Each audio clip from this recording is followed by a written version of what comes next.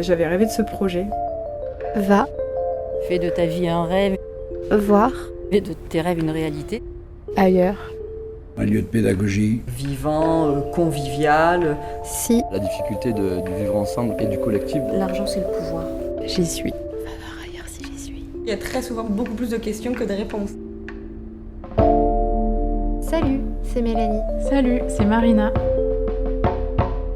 Je me souviens quand j'étais plus petite, on me demandait souvent à l'école qu'est-ce que j'avais envie de faire. Toi, tu savais ce que tu voulais faire, Marina ? J'avais plein d'idées, je voulais faire plein de choses différentes. Je savais déjà que j'avais envie de voyager, mais à l'école, on me disait pas trop que c'était possible de lier tout ça dans un métier. Et toi, du coup ? Moi, je crois que j'ai jamais vraiment su ce que je voulais faire. Et je trouve que des fois, c'est difficile de mettre des mots sur des métiers. Parce qu'en fait, moi, j'ai envie de faire plein de choses différentes. C'est ça qui m'intéresse. Dans ce podcast, nous allons à la rencontre de personnes inspirantes qui ont fait le choix de réinventer leur métier et de vivre de leur passion. Pendant 3 mois d'itinérance, avec une voiture et notre tente, nous sommes allés à la découverte d'associations et de ces projets qu'on appelle tiers-lieux ou écolieux pour mieux comprendre leur fonctionnement. L'idée de ce podcast est de vous faire vivre ce voyage avec nous et de vous donner aussi toutes les clés pour lancer votre propre projet.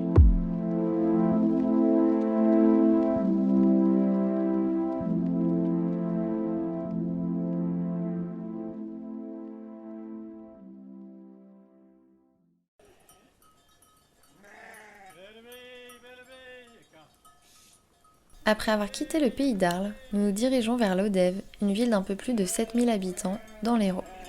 La commune est entourée par un paysage naturel remarquable. Nous choisissons donc d'y passer une première nuit en camping sauvage, avant de rejoindre la distillerie, un projet de tiers-lieu autour de l'artisanat. Le lendemain, lors de notre réveil, nous tombons nez à nez avec un troupeau de brebis.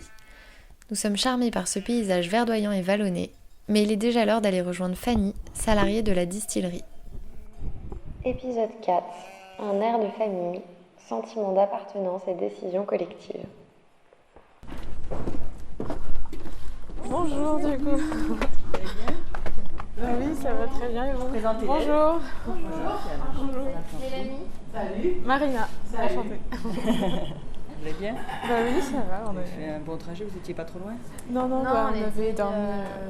On était près de Arles, et puis du coup, hier et cette nuit, on a dormi à 15 minutes d'ici. Ouais, non, ça va, c'était proche. Vous êtes en forme. Ouais. Eh ben, je vous propose un petit café peut-être ? Un thé, un petit thé, je veux bien, ouais. Super, ouais. Merci ensuite, beaucoup. Je vous laisse avec Hélène pour la grosse journée qui nous attend. Non, ça va finir. Elle est super, tout est prêt déjà. Tout dépend. Il n'y a plus que de la bidouille à faire. Ok, Alors, super.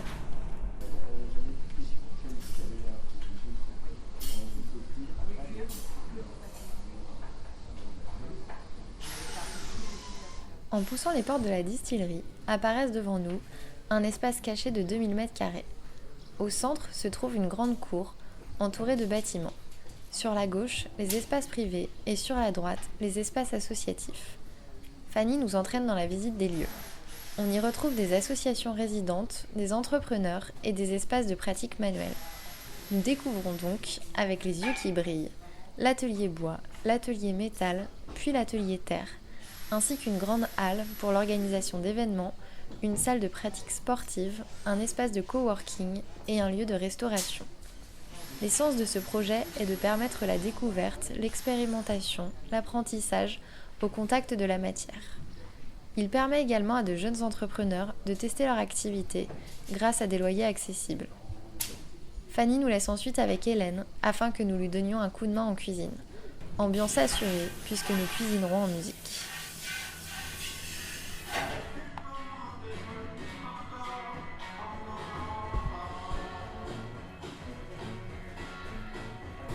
Et du coup, ça fait combien de temps que tu bosses ici, toi ? Ça fait 6 mois. J'ai fait 2 mois en tant que bénévole pour jauger un peu le truc. Est-ce que tu voulais déjà te lancer dans une activité de restauration en arrivant ? Ouais. En fait, j'avais fait une rupture conventionnelle au niveau des jupes l'année dernière. J'en avais marre. Ça marchait pas bien, c'était Et ça fait plein de fois que je me dis, putain, à l'ODEV, il n'y a rien à manger. Je pourrais ouvrir un truc, tu vois, machin. Et puis je l'ai pas fait. Et là, en fait, j'ai un copain qui bosse à la recyclerie qui me dit, tu cherches du boulot? Je dis, ah non. Je dis, pourquoi t'en as? Il me dit, ah non. Il me dit, en fait, à la distillerie, il cherche quelqu'un pour tenir la cantine 3 jours par semaine. Je dis, bah c'est exactement ce qu'il me faut. Pas trop, et faire ce que je veux. Puis dans un Ça, cadre très chouette. Comment? Dans un cadre Le cadre est aussi, génial. Le cadre est super. T'imagines si j'avais pris mon petit resto, mon petit snack dans les rues de l'Odève. Mais non, mais là c'est le feu. Là. Je trouve que c'est super et qu'il n'y a pas assez de monde qui a le réflexe d'aller à la distillerie. Parce qu'il s'y passe plein de trucs en fait, mais on ne sait pas trop. Moi je sais qu'avant de venir ici, bah, j'habite à l'Odève, ça fait déjà plus de 5 ans, tu vois.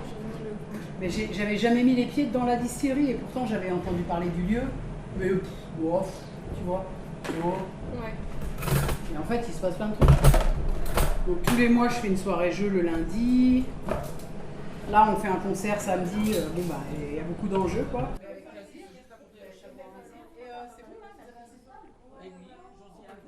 Notre mission en cuisine étant terminée, nous profitons du déjeuner pour rencontrer Flavie, l'autre salariée de l'association. Je suis Flavie et donc à la distillerie, je suis chargée de la coordination administrative et financière de l'association qui gère l'animation du lieu de la distillerie.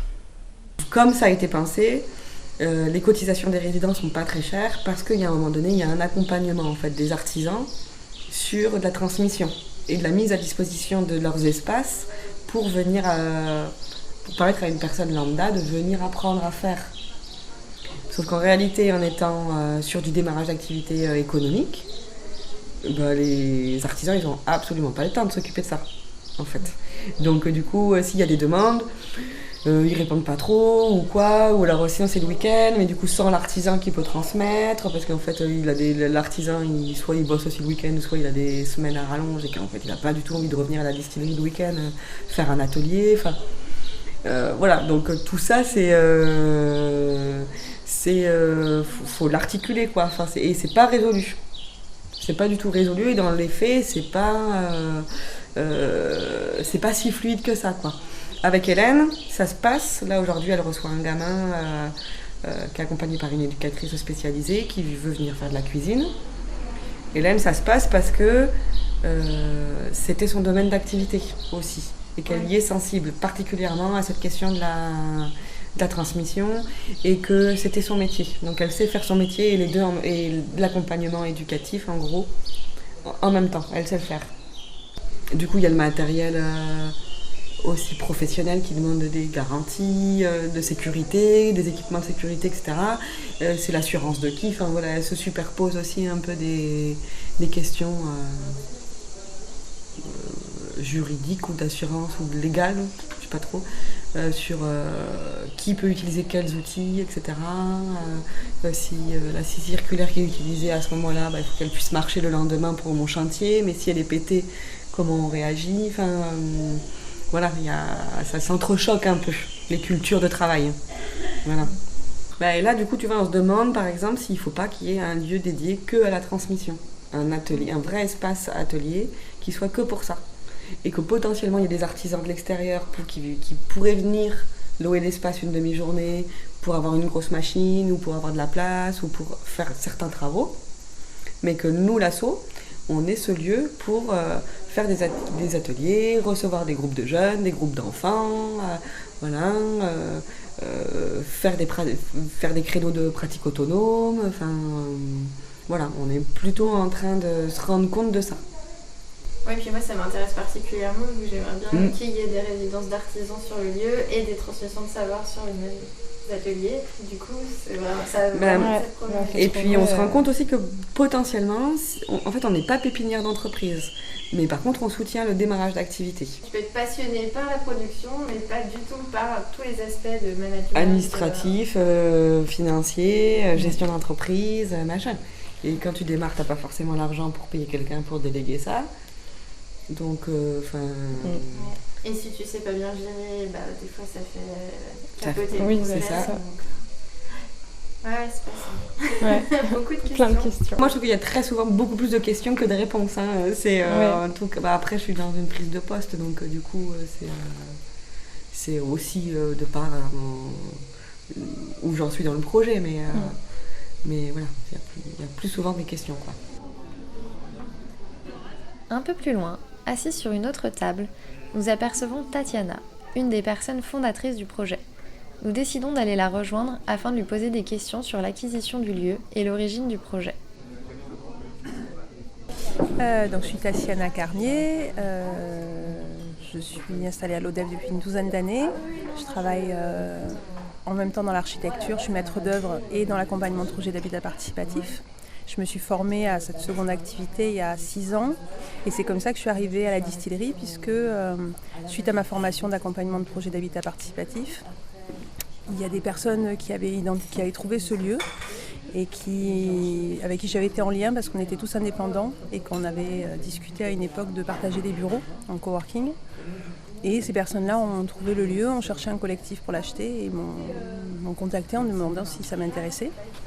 Et donc c'est comme ça que je suis rentrée dans le groupe qui a acheté l'ancienne distillerie, cette partie de l'ancienne distillerie, parce que c'est comme un morceau du bâtiment historique. Collectivement, on était 6 au départ pour lancer le projet. Et finalement, il y a une personne qui a lâché en cours de route, donc on s'est retrouvés à acheter à 5 en 2016. Donc voilà. Mais donc la naissance de ce projet pour moi, c'est un repas où je suis invitée chez Bernard, qui est un des acteurs aussi du projet, qui a vu le potentiel du lieu. On est 30 autour de la table, il y en a plein que je ne connais pas, certains je connais un petit peu parce que le réseau, le Dévois est quand même très... on se connaît tous un petit peu. Ils nous expliquent le projet qu'ils ont en tête, qui est déjà celui en ce moment dans lequel on est, en tout cas l'achat d'un lieu en collectif avec mise en attribution d'une partie de locaux à une association pour faire venir des activités et développer le territoire et le dynamiser. Moi, j'ai une épargne depuis un moment, je ne sais pas trop quoi en faire, j'ai pas envie de la laisser à la banque, ça m'énerve, mais je sais pas quoi en faire, donc j'ai ça là. Et ils parlent du projet et à la fin du repas, la question c'est si vous trouvez ça intéressant, est-ce qu'il y a des personnes qui seraient partantes pour l'aventure? Et j'ai dit oui, ce jour-là, je crois. Je vous rappelle, ça m'a mis dans tous mes états, mais c'était pas de la peur, c'était vraiment de l'excitation de rentrer dans un projet. La donation, c'était l'intention de départ déjà. Et on s'est rendu compte que dans le droit français, donner un bien immobilier suppose le don implique des taxes en fait de l'État, comme si on vendait en fait, il faut qu'on paye des taxes à la cession. Et finalement, donc on n'a pas fait ça. On a fait exactement cette convention. On a beaucoup réfléchi sur comment mettre à disposition. En tout cas, l'idée c'était de mettre à disposition cette surface. La question financière ne se posait pas au niveau de l'achat, puisque nous on a acheté, donc on a amené tous des sous pour acheter ce lieu qui, vu le contexte l'Odévois, était abordable en fait pour un collectif en tout cas. Moi par exemple j'ai mis 30 000 €, donc c'était j'avais une épargne que je ne voulais pas laisser en banque. Et le principe c'était qu'on achetait avec chacun un apport grosso modo équivalent. Il y a une entreprise qui a amené plus et qui contribuait à compléter ce budget qu'on avait collectivement, mais sinon on avait tous le même apport. Et donc, contre ces 30 000 € d'apport initial dans le projet pour acheter l'ensemble du bâtiment, on a la jouissance. Comme on a mis la jouissance, une partie du bâtiment à l'association, il y a 50% des espaces à peu près qui sont en jouissance à l'association, et toutes les personnes physiques qui ont acheté ont une jouissance sur 80 mètres carrés. À condition qu'on finance les travaux pour nous sur ces 80 mètres carrés et l'association finance aussi les travaux qu'elle a dans les lieux qu'elle a en attribution. L'origine du projet, c'était aussi faire coexister la conception et la fabrication, lieu de travail et lieu de vie. Parce que historiquement, dans la distillerie, il y avait des habitats, et donc il y avait l'activité et le lieu de vie qui coïncidaient. Et donc au début, une partie des lieux privés qui sont transformés finalement en autre chose, avait l'intention de créer des ateliers habitats, ou des habitats ateliers, ou des maisons ateliers. En tout cas, l'idée c'était d'avoir plutôt à l'étage un lieu d'habitat et en bas un lieu d'activité, et de permettre comme ça à des artisans qui voulaient lancer leur activité de pouvoir avoir sur le même lieu les deux choses qui se faisaient en parallèle, et économiquement d'avoir quelque chose qui était abordable facilement en fait. Et depuis, j'ai plus de retours d'expérience sur l'accompagnement de projet, puisque c'est des projets collectifs, j'en vois plein. Et je vois comment des fois, il y a des porteurs de projets qui vont réfléchir pendant 6 mois, 1 an, 2 ans, 3 ans, 4 ans, 5 ans à leur projet, qu'est-ce qu'ils vont en faire, etc. Et qui ont du mal à passer à l'acte. Et moi, j'aime beaucoup la manière dont ce projet est né, parce qu'on est passé à l'acte tout de suite. Et puis, on s'est rencontrés dans le faire, en fait, dans le faire ensemble. Les relations étaient plutôt, grosso modo, assez harmonieuses. Il y a des prises de bec, et puis il y a des personnalités qui n'ont pas vraiment fonctionné. Avec moi, ça, grosso modo, ça fonctionne avec tout le monde. Et je trouve que c'est hyper intéressant, en fait, cette rencontre-là, de ces acteurs-là. Et puis aujourd'hui, ça bouge, il y a une nouvelle personne qui arrive. Et autour d'un projet, en fait, la rencontre autour du projet, elle est super intéressante. Et on a eu de la chance, je pense, parce qu'il aurait pu être un clash. Mais je pense que si ça avait été, ça avait du mal se passer, ça aurait clashé tout de suite. Parce que quand on commence à aborder les questions juridiques, les questions financières, l'investissement, les choix, comment on commence à écrire vraiment ce qu'on a envie de faire dans ce lieu et à faire des arbitrages sur qu'est-ce qui va être possible, pas possible, je pense que ça aide à clarifier. Et c'est beaucoup plus concret et efficace dans le tri que de réfléchir sans base concrète sur lequel le faire. La réflexion sur le projet en soi, qu'est-ce qu'on va y mettre, etc. Souvent, de toute façon, la confrontation arrive quand il faut choisir le lieu, quand il faut engager des sous, etc. Donc je pense qu'on a pris un raccourci qui était intéressant. C'est une bonne expérience pour moi en tout cas. Le projet tiers-lieu, c'est extrêmement lourd. Il y a beaucoup de choses à faire. Ça va de l'administratif à la communication, au développement du projet associatif, à l'accueil. Donc voilà. Le projet, l'historique en fait, c'est que donc, les acheteurs du départ ont créé l'association puisqu'ils voulaient mettre en jouissance à une association une partie des lieux. Ils avaient quelque chose de clair dans la tête de pourquoi ils voulaient créer cette association, quels étaient l'objet de l'association. C'était vraiment la question de la transmission des savoir-faire manuels, de faire coexister la conception et la fabrication, et de contribuer à une économie locale virtueuse et soutenir des projets locaux en fait. Donc ils ont créé cette association pour ça, et quelques mois après, 6 mois après, il y a 5 acteurs qui nous ont rejoints, qui sont rentrés dans l'association, complètement intéressés par le projet qu'on portait.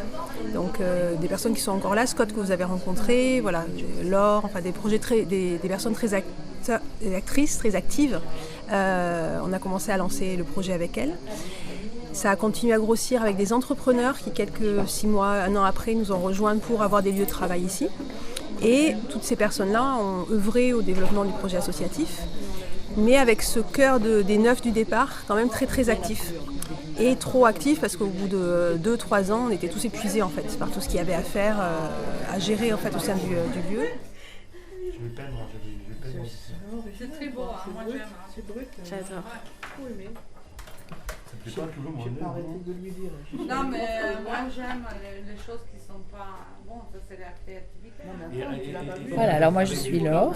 J'étais dans les débuts de l'association. Je ne suis pas fondatrice du tout. Je suis arrivée quelques mois après que le lieu ait été déjà acheté et projeté. Et comme j'ai été autrefois potière, pas tout à fait professionnelle, enfin à la limite, et que je m'étais fixée à ma retraite de reprendre un peu la poterie, les fondateurs m'ont dit cet espace-là, en me montrant l'endroit, est-ce que tu penses que ça serait un bon endroit pour faire un atelier terre? Alors je dis ouais, ok. Et moi du coup je me suis occupée de cet atelier pour être sa référente, c'est-à-dire pour le démarrer et commencer à le dynamiser et faire naître ce projet autour d'un atelier terre. Donc c'était un endroit qui était comme tous les ateliers qu'on a récupérés, c'est-à-dire vide, moche, pas du tout équipé, avec pas de fenêtre, pas de porte. Donc nous on est arrivés, c'était en juillet. En juillet, on a fait visiter l'atelier à toutes les personnes qui étaient venues pour une grosse fête. On avait dit là ça sera l'atelier terre, là ça sera l'atelier menuiserie, là ça sera la cantine, mais il n'y avait rien quoi. C'était que des locaux destroy complètement. Et petit à petit, avec des prêts personnels, avec des dons, avec tout ça, on est arrivé, et puis des chantiers participatifs, on est arrivé à mettre en état les lieux. Alors, quand on a démarré ici, dans un premier temps, la cantine était en transhumance parce que la cantine était en travaux. Donc, en fait, il y a eu cantine ici. Il n'y avait pas de chauffage. Là, le fond de l'atelier était coupé en deux. On avait mis un rideau, il y avait de l'air et il faisait froid et tout ça. Mais j'avais trouvé un poêle à la recyclerie qui n'était pas cher. Et on a mis plein de tables. On a mangé ici jusqu'à 40 personnes, quoi. Et puis, on a fait des soirées cinéma. On a fait plein de choses ici. Alors qu'il n'y avait absolument rien, que c'était pas du tout sympathique, à part le fait qu'on était nombreux et qu'on se tenait chaud. Et on avait fermé les portes et les fenêtres de façon totalement provisoire avec des cadres en bois et on avait agrafé du plastique à la graffeuse. Voilà.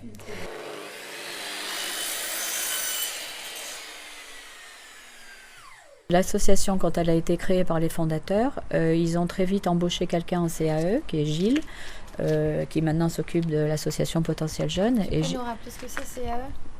J'ai dit CAE, c'était un contrat aidé par l'État. Hein, ça s'appelait des contrats aidés, maintenant ça a encore changé de nom, ça s'appelle CEJ maintenant, je crois, quelque chose comme ça. Enfin, c'est des contrats d'embauche qui sont largement subventionnés par l'État pour des gens qui sont ou chômeurs longue durée ou voilà, mais qui ont certaines compétences, mais en général ils sont jamais payés quand ils sont embauchés, ils sont jamais payés à hauteur de leurs compétences. Et donc lui, il a été embauché pour aider à la structuration du début de l'association et du projet de tiers-lieu. Et dès le début, ils avaient relevé que, comme il y avait beaucoup de travaux à faire, qu'il allait falloir demander à une fondation, par exemple, de nous avancer de l'argent, de nous subventionner beaucoup d'argent d'investissement.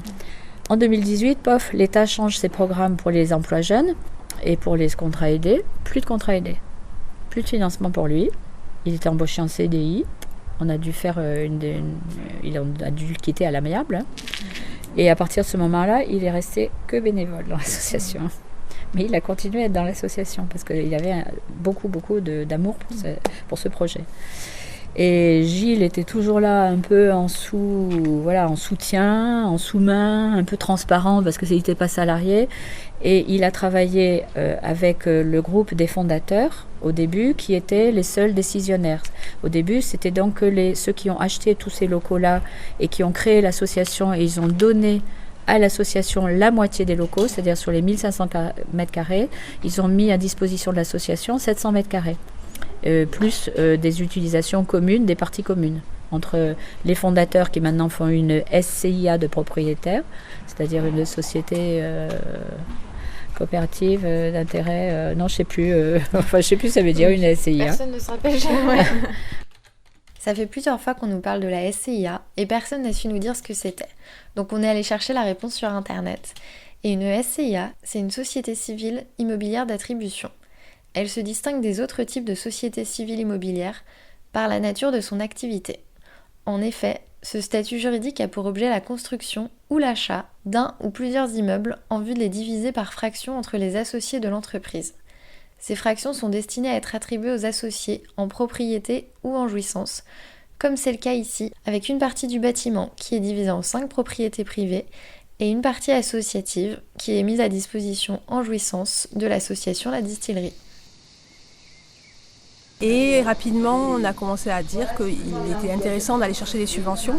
On a été subventionné, on a fait d'abord un premier appel à projet de la Fondation de France qui nous a permis, on n'a pas été retenu la première fois, mais ça nous a permis de travailler avec un consultant qui nous a permis de consolider le projet associatif. Et l'année suivante, on a été retenu. Donc la Fondation de France nous a aidés surtout sur la question de la rénovation des lieux. Et derrière, ça avait enclenché une dynamique parce que cette consultante qui est venue nous a aussi permis d'identifier d'autres pistes de subvention. Et en particulier Leader, donc c'est fonds européens qui sont distribués par le GAL en cœur d'Hérault. En tout cas, c'est pour le développement des activités plutôt en milieu rural. Si tu veux, on demande à l'association d'avoir différents financeurs et en plus d'apporter, elle, son propre financement.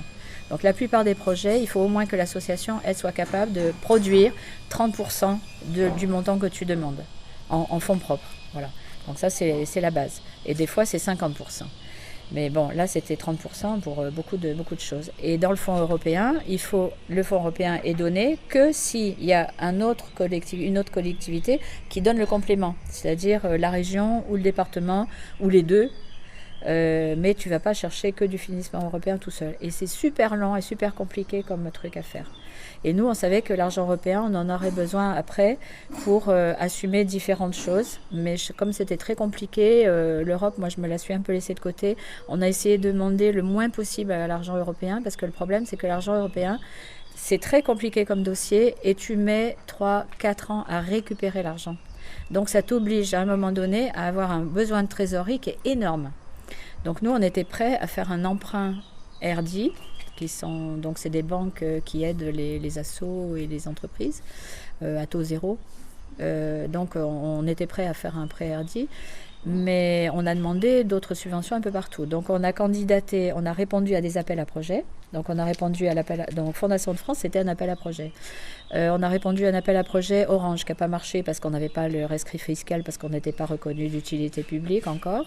On l'est toujours pas, d'intérêt général, pardon. C'était complètement prématuré, voilà. Ils nous ont dit non, c'est trop tôt, vous viendrez nous voir plus tard. On a candidaté au programme Tiers-lieu pays d'Occitanie. Donc là, on a été reconnu comme faisant partie du réseau Occitanie. Ça nous a donné des financements qui sont plus dépensés sur de la com, sur de l'équipement de bureau, sur de l'informatique, sur les coûts de gestion de flux informatiques, etc. Par contre, à l'époque, dans ce programme-là, il n'y avait pas d'investissement. Donc on n'avait pas demandé à la région à ce titre-là. Et le département, lui, a été le cofinanceur du programme européen. On a eu aussi de l'argent sur des fonds de revitalisation. Les fonds de revitalisation, c'est le pays Cœur d'Hérault qui nous a mis sur cette piste-là. C'est des boîtes en fait qui ferment sur un territoire. Et là, c'était à Montpellier, une grosse boîte de télécentre qui avait fermé. Et du coup, ces entreprises, comme on les a aidées quand on les a accueillies en territoire, si elles arrêtent, elles sont obligées de devoir quelque chose encore à la région qui les a accueillies, au territoire qui les a accueillis. Donc c'est de l'argent en fait qui eux sont obligés de reverser après et dont nous on a pu bénéficier parce qu'on était en ruralité et parce qu'on était un tiers-lieu en pays, en cœur de ville, en quartier prioritaire de la ville. Voilà. Ça c'était les deux atouts pour nous. Donc là on a gagné 40 000 € de ce côté aussi à dépenser sur des travaux et ça nous a permis aussi d'acheter une partie à un privé. Donc le local là, qui en ce moment sert pour Potentiel Jeune, maintenant ça y est, il appartient à l'association et les gens qu'on mettra dedans verseront leur mise à disposition ils verseront à l'association comme un loyer, mais c'est une cotisation pour mise à disposition d'un local. Voilà. Donc si on est propriétaire en fait petit à petit de plus de choses, pour nous c'est toujours mieux, hein, c'est plus sûr. Voilà. Et après, donc, on est allé sur le gros dossier fabrique de territoire.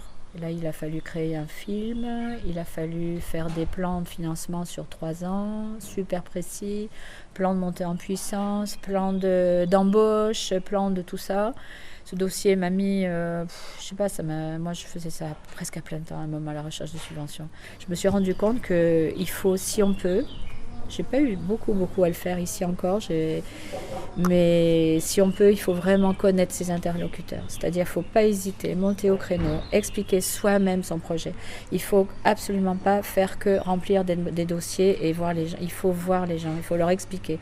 Et tout ce qu'on a obtenu ici, Potentiel Jeune, les subventions, etc., ils en ont obtenu beaucoup parce qu'ils connaissent leurs interlocuteurs. Les interlocuteurs sont venus, maintenant ils font partie d'un comité de pilotage. Nous, on va monter un comité de pilotage qu'on n'a pas fait jusqu'à maintenant, ce qui est un peu con. Mais on va le faire dès qu'on commence à avoir un certain pool de financeurs stable, où la ville, même s'ils ne sont pas financeurs, beaucoup, ils nous donnent très peu d'argent, mais ils sont là, ils nous aident, ils nous prêtent du matériel, ils savent qu'on est là, ils savent qu'on a un rôle dans la ville, ils communiquent avec nous, enfin ils nous suivent. Et donc ça c'est important en fait de les garder vraiment en contact, et quand on veut défendre son beefsteak pour avoir de l'argent, il faut vraiment y aller, quoi. Il faut monter au créneau, ça c'est sûr. Et l'enjeu aujourd'hui, justement, puisqu'on est à 2 ans de la fin de Fabrique de Territoire, c'est vraiment de pérenniser ces postes parce que, en tout cas, moi, mon constat, c'est que si jamais ces postes ne sont pas pérennisés, c'est très compliqué de garder une dynamique associative, de garder la continuité des sujets aussi, de ne pas lancer une activité et puis une autre. Donc, au début, on papillonnait sur beaucoup de choses parce qu'il y avait trop de choses à faire. On attaquait d'un côté la communication, de l'autre côté la programmation au niveau culturel. Enfin, on faisait plein de choses et c'était difficile d'avoir du suivi et de la continuité en fait, dans les initiatives.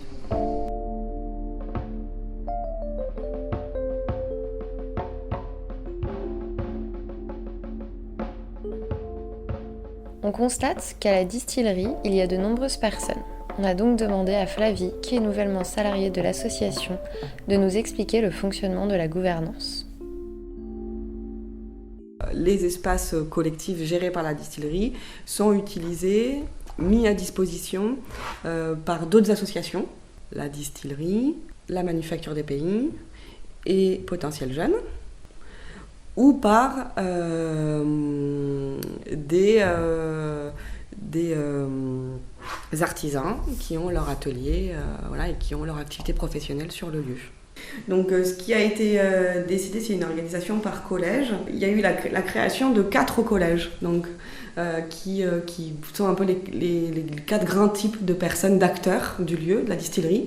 Il y a le collège des propriétaires, donc le collège de la SCIA, le collège des résidents, avec les 5 résidents, le collège des membres actifs, avec les bénévoles les bénévoles actifs sont différenciés des bénévoles qui viennent comme ça ponctuellement. Il y a vraiment une sorte de garde rapprochée de bénévoles actifs qui viennent régulièrement, presque quotidiennement, filer un coup de main. Donc il y a un collège pour ces membres actifs et il y a un collège pour les membres amis.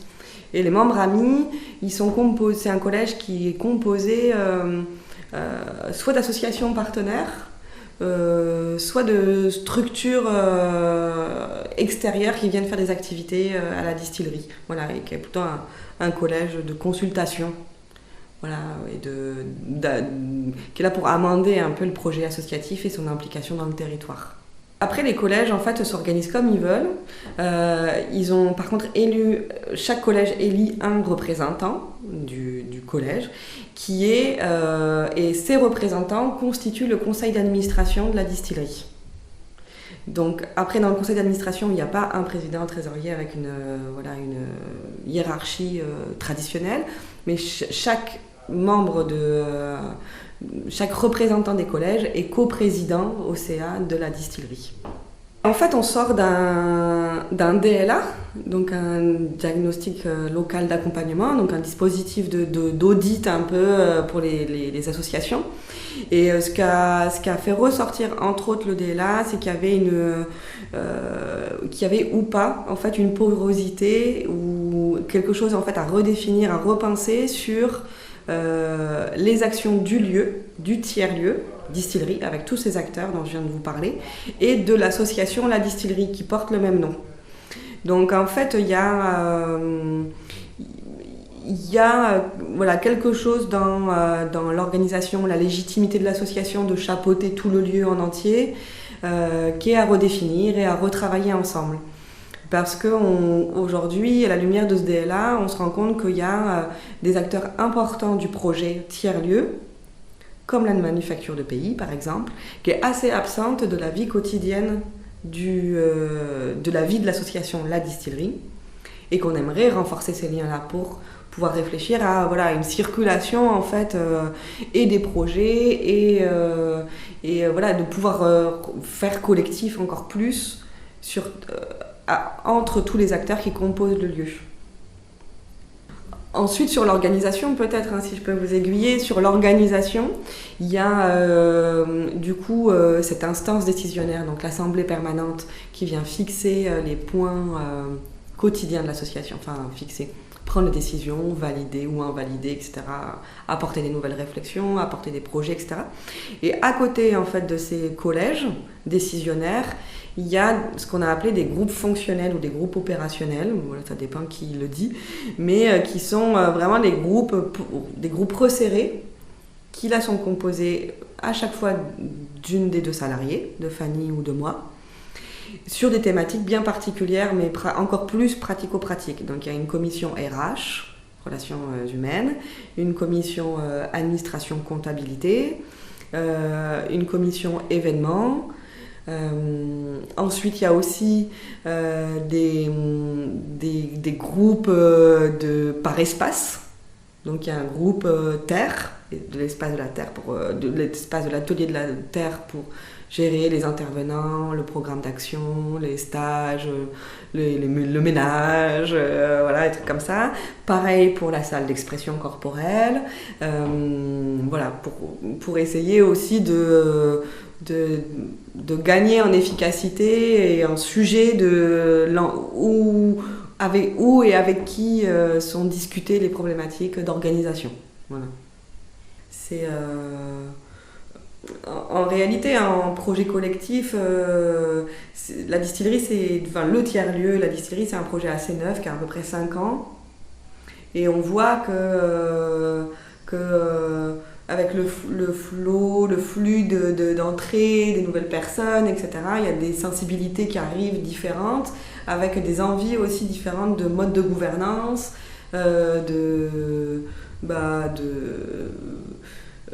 d'apporter des projets ou pas, voilà, et de hiérarchiser ou pas les projets qui sont mis en avant, les liens, etc. Donc tout ça, ça se tisse en fait un peu au jour le jour.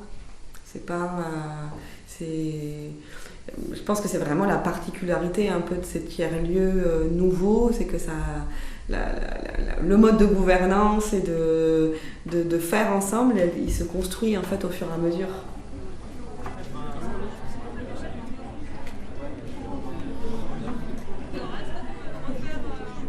Est-ce que tu peux te présenter rapidement et présenter ton lien en fait avec la distillerie au départ, quoi.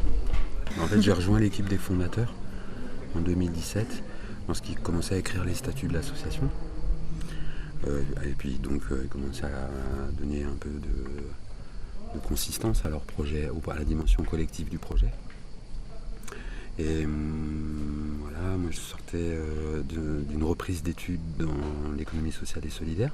On m'a embauché pour accompagner la structuration et le développement du projet, au moins dans son démarrage, quoi. En chemin, du coup, j'ai rencontré Jean-Pierre, le menuisier, qui s'était installé assez tôt dans le projet. Et puis son projet à lui, Jean-Pierre, m'a bien fait flasher, donc c'est ce qu'on est en train de faire maintenant avec les jeunes. Et du coup, je dis Jean-Pierre, moi, si tu veux, je t'accompagne à structurer le projet pour qu'il avance.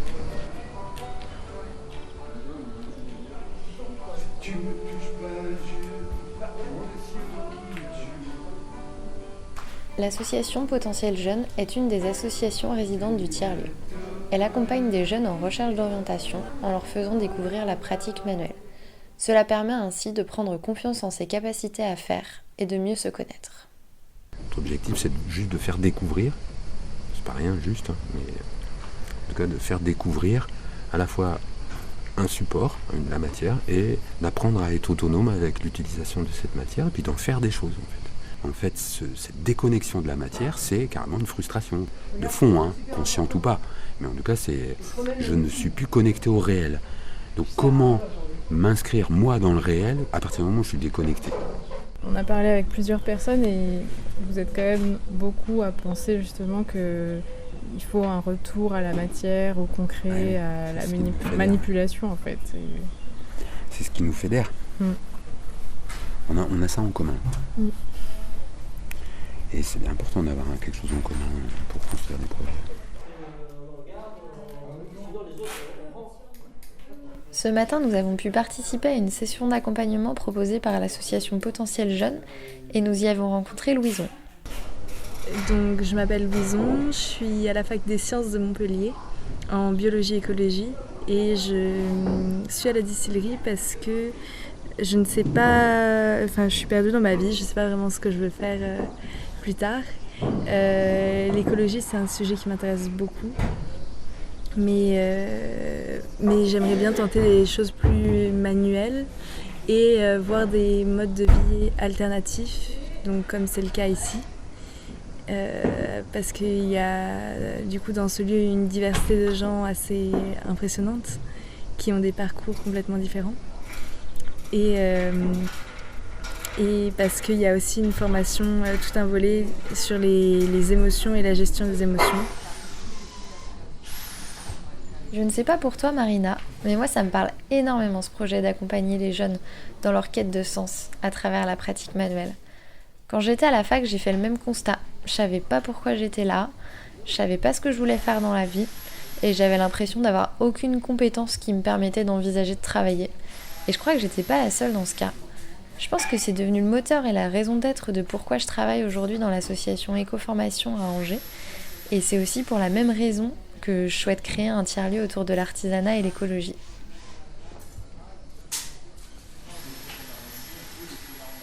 Christian, bonjour. Christian Co, qui est membre actif qu'on adore. C'est un micro. Bienvenue. Merci. Voilà. Du coup, je suis Mélanie. Et Marina. Très bien, les tiers-lieux, vous voulez après dans la pratique.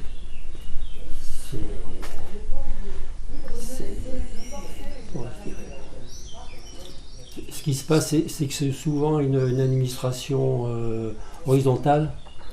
Donc tout le monde est responsable, mais personne n'est vraiment responsable. Il faut quand même un décideur, un chef. Et il n'y a pas trop ici. Et tous les tiers-lieux, c'est un peu la problématique, quoi. C'est des décisions qui sont difficiles à prendre. C'est réunion sur réunion. Quand je rentre, ma femme me demandait alors, vous avez décidé quelque chose? Non, c'est la semaine prochaine. C'est ça aussi la démocratie, quoi. Et on a fait beaucoup de séances de communication interne, mais c'était plus pour dégager les lignes du projet, pour être sûr qu'on était bien d'accord sur nos valeurs partagées, des choses comme ça, mais qui sont hyper sympas. Mais alors, le temps, quoi. Et il y a beaucoup de gens qui sont professionnels ici, des gens qui sont bénévoles, mais qui aussi travaillent, qui aussi ont leur boulot. Donc des retraités, il y en a. Non, je ne sais même pas si on est une majorité, on n'est même pas une majorité de retraités, hein. Donc la boulangère, elle fait partie d'un groupe décisionnaire au niveau des ressources humaines. La cuisinière, elle est la référente des résidents. Voilà, chacun a son rôle et doit le prendre au sérieux. Et puis quand il y a de la succession, il faut trouver un successeur. Puis quand il n'y a plus assez de bénévoles, il faut trouver d'autres bénévoles. Voilà. Et le bénévolat à renouveler, c'est très important. Donc les campagnes d'adhésion, les actions sympas pour faire venir de nouvelles personnes, ça c'est très très important pour une asso. C'est vraiment... Et puis en même temps, c'est ça qu'on appelle, c'est notre axe, le vivre ensemble. Voilà, c'est ça qui est agréable. C'est ça qui nous assure qu'on est au bon endroit et qu'on fait les bonnes choses, parce qu'on fait de la mixité sociale, parce qu'ici, tu as tous les publics qui se rencontrent. Mais moi, c'est ce que j'adore à la distillerie. Donc il y a un gros interdit, c'est on ne se place jamais politiquement. Mais on sait très bien que chacun est vraiment sur ses convictions personnelles, mais qui ne sont pas du tout les mêmes de l'un à l'autre. Mais on n'en parle pas, et c'est jamais une question de divergence entre nous. Et l'essentiel, c'est l'attitude bienveillante et la coopération et les décisions collectives qui sont très lourdes et très lentes. Moi, je connaissais la lenteur j'ai découvert la lenteur du public quand je suis arrivée, moi, du privé vers le public. Déjà, ça me paraissait tellement lourd, tellement lent et tout. Et bien ici, c'est un peu pareil, mais c'est pas les mêmes raisons. C'est pas parce que tu as quelqu'un qui te bloque, c'est parce que tout seul, c'est difficile d'arriver tous ensemble à se mettre d'accord. Voilà. C'est surtout ça, c'est la cohésion interne qui est difficile à obtenir. Voilà. À chaque décision, chaque initiative peut correspondre à un temps donné, à un moment donné, des modes de prise de décision particuliers. Donc on a parlé ce matin consensus, consentement, de choses différentes.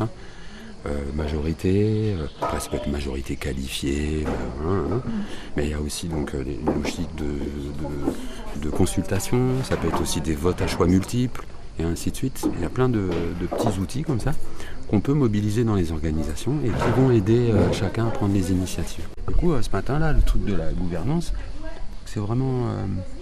je vous invite à aller découvrir les gars qui ont fait la formation que j'ai suivie là. Donc, ça s'appelle gouvernance intégrative. C'est sûr que tu ne vas pas te tromper, ça n'existe pas beaucoup. Et donc, ils mettent plein de fiches pratiques sur leur contenu, etc., sur les processus décisionnels, parce qu'il y en a vraiment une tripotée. Et du coup, c'est vrai que ça me paraît vraiment très juste de penser par rapport aux situations et aux acteurs qui sont là, leur donner en fait un cadre, entre guillemets, pas un truc rigide, ceci ou cela, mais un cadre et des règles et des outils pour penser leur prise de décision quand ils font une initiative surtout. Et je trouve ça très très très juste parce que du coup souvent là sur les assemblées permanentes, enfin tu vois, ces trucs réguliers, on fait le point, tout le monde décide de tout, on perd son temps, enfin moi ça me saoule en fait. Et surtout c'est ce truc de on va parler autant de la couleur du t-shirt de ceci, c'est un exemple hein, mais c'est pas le cas. Du t-shirt de ça et un truc où à un moment donné on va se questionner sur la place de quelqu'un, son rôle, sa mission, le salariat, est-ce qu'on blâme, est-ce qu'on blâme pas. Donc on vient traiter des sujets qui sont pas du tout du même niveau et tout le monde aurait son mot à dire là-dessus. Ça n'a pas de sens, on perd son temps. Et du coup ça invite à vraiment penser les lieux où à un moment donné c'est utile ou pas d'être ensemble ou pas ensemble quand il s'agit de prendre des initiatives, prendre des décisions, avec le souci quand même de veiller à ce que chacun ait bien aussi un process où à la fois il est indépendant dans ce qu'il fait, mais il est aussi, ça c'est une notion aussi importante, dans une logique d'autonomie, c'est-à-dire d'interdépendance. Enfin, c'est pas grave, hein. Pour moi la question des conflits c'est nécessaire en fait pour ajuster, pour s'ajuster et trouver l'objet commun qui nous fait aller ensemble vers quelque part. Puis si on le trouve pas, ça veut dire qu'il vaut mieux qu'on prenne des chemins séparés en fait. Donc, et le conflit est nécessaire. Et l'outil ne suffit pas. Hein. C'est un challenge. Et puis, c'est Scott, quand il est arrivé ici, mon mari est peintre, il avait fait des portraits d'un peu tout le monde. Et il avait fait des portraits super. Et Scott, il disait que c'était les portraits de la tribu. Et c'était vraiment ça, tu vois, tu as un sentiment quand même de famille.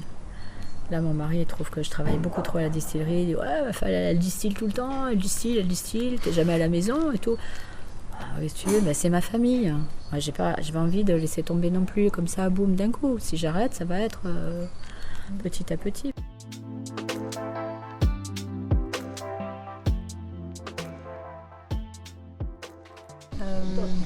En fait, ce que je pourrais avoir envie de partager en plus, c'est la richesse de ces projets, quels que soient les moments difficiles, les moments hyper enthousiastes. On traverse sans arrêt en fait ça, des moments de grand enthousiasme et puis des moments plus difficiles, parce que la difficulté fait partie du chemin, du projet collectif et puis des projets d'envergure un peu importante comme cela.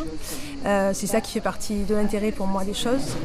Je sais que et l'autre chose qui est importante à avoir en tête au début, parce qu'il y a des personnes du collectif du départ qui sont parties pour ça. Et moi je sais que si je ne suis jamais partie, c'est parce que le projet du départ c'était un support. Et forcément quand on fait un projet avec d'autres, il faut accepter que son projet du départ il évolue. Il n'ira pas forcément dans la dynamique qu'on a imaginée au départ, en tout cas dans la direction précise qu'on a imaginée au départ. Pour moi, ça c'est pas du tout un problème parce que j'estime que notre projet, même s'il n'est pas exactement celui qu'on avait prévu au départ, c'est une réussite. Et c'est surtout une réussite parce qu'il y a plein de choses qui ont été réalisées et que ça c'est super. Déjà la réalisation même dans les lieux et puis toutes les personnes qui sont venues ici, qui ont fait des choses, tout ce qui a été fait. Et le fait qu'on a un très très beau collectif. C'est-à-dire qu'il y a une réunion de personnes qui sont toutes très différentes, qui des fois se prennent le bec, voilà. On n'est pas tous d'accord, mais il y a une dynamique globale qui est super positive et qui est chouette et je suis ravie d'être là parce que j'ai fait plein de très belles rencontres.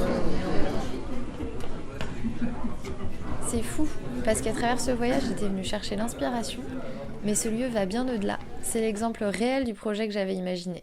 Et ça fait du bien de voir que ça existe et que c'est possible. Tu sais Marina, il y a un truc qui m'a vachement marqué, c'est quand Laure a parlé de tribu. Eh bien je trouve que la distillerie, elle représente magnifiquement bien ça. Durant cette semaine, je me suis sentie hyper bien accueillie, nous avons été présentés à toutes les personnes faisant vivre ce lieu. Et comme la pratique manuelle est au cœur du projet, nous avons également été dans le faire, en participant à la création de panneaux signalétiques, à l'atelier bois accompagné par Christian, en cuisinant en musique avec Hélène, en nous initiant à la céramique avec Laure, en alimentant une discussion autour de la gouvernance avec les jeunes de Potentiel Jeunes. D'ailleurs, nous avons eu des nouvelles de Louison depuis, qui a décidé de voyager à la rencontre des acteurs de la transition et de créer son propre podcast. Nous avons aussi donné un coup de main lors de notre dernière soirée, dans le cadre du concert qui était organisé.